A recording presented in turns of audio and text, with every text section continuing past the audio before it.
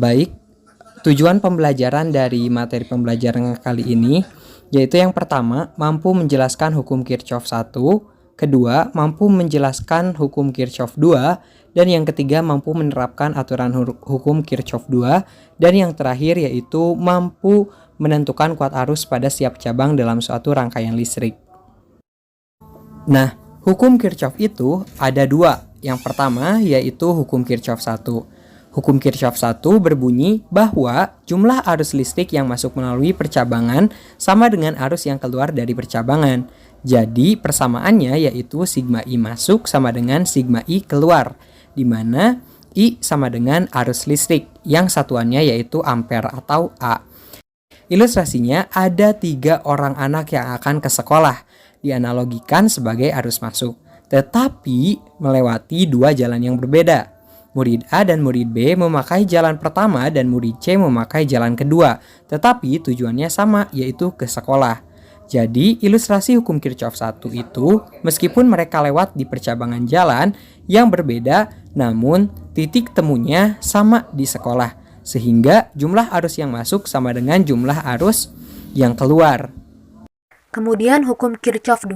Hukum Kirchhoff 2 ini berbunyi di dalam sebuah rangkaian tertutup, jumlah aljabar gaya gerak listrik atau epsilon dengan penurunan tegangan IR sama dengan 0.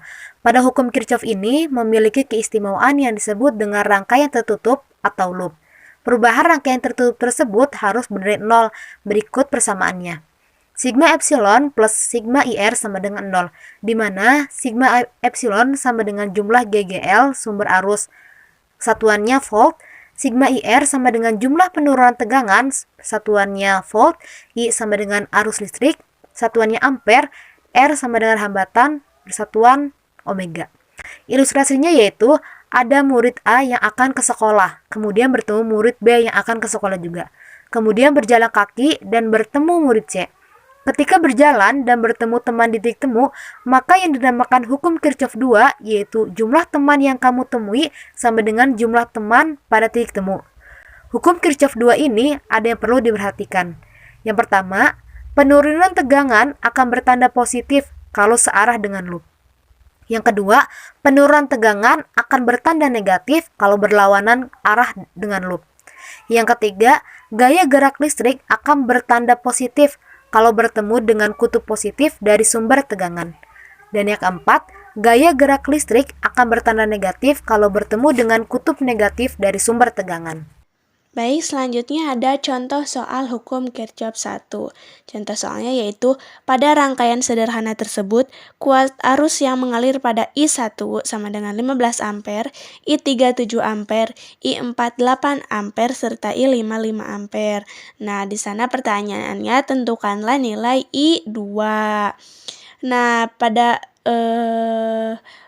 pembahasannya yaitu dapat diketahui I1-nya adalah 15 ampere, I3-nya 7 ampere, I4-nya 8 ampere, dan I5-nya 5 ampere.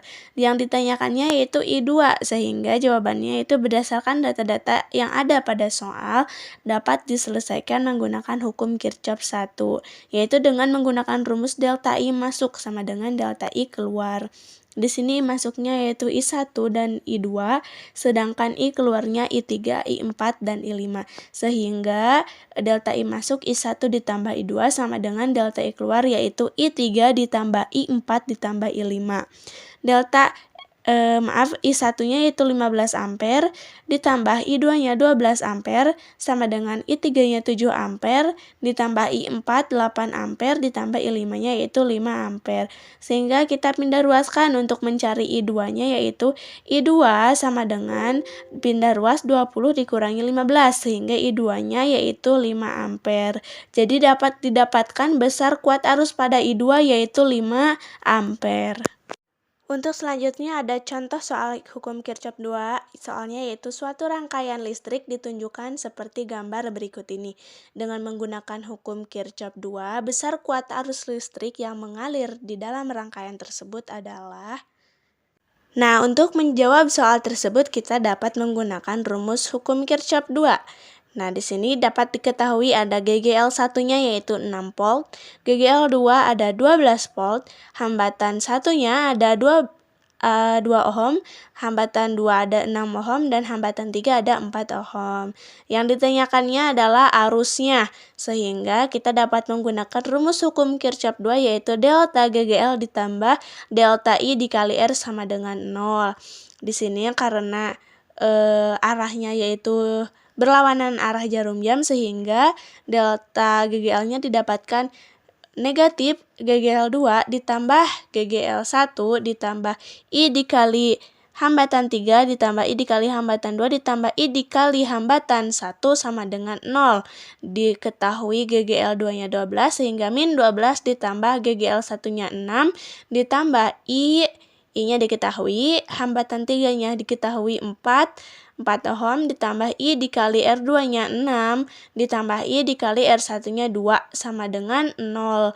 Sehingga dapat dikelompokkan menjadi 12 I dikurangi 6 sama dengan 0.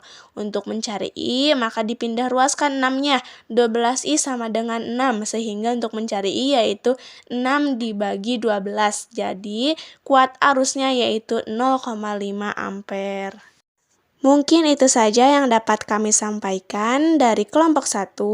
Mohon maaf atas segala kekurangannya. Terima kasih atas segala perhatiannya. Semoga dapat bermanfaat bagi kita semua.